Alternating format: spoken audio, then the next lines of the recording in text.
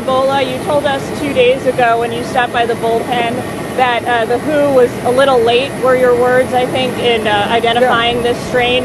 The WHO chief has now responded. He said it might be because you don't understand the global health policy system.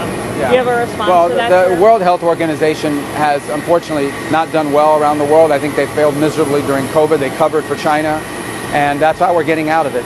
That said, we're going to work with anybody who wants to fix that problem. Our number one objective on Ebola, before anything else, and we think it's terrible what's happening there to the people. We've been very involved with DRC on the peace deal with Rwanda and so forth.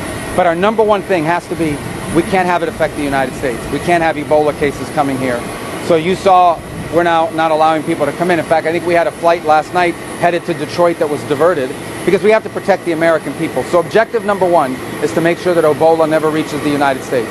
Objective number two is do what we can to help the people of DRC and neighboring countries so it doesn't spread.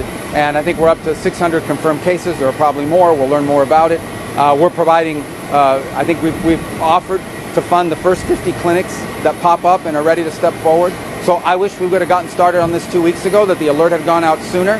I also recognize that the outbreak began in a war-torn country in a very rural area that perhaps doesn't have some of the support networks that some of the other places have. But again, I want to repeat to everybody, we care about Ebola. We don't want anyone dying or being affected by Ebola. But our number one priority will always be making sure it doesn't come to the United States. That's our number one obligation.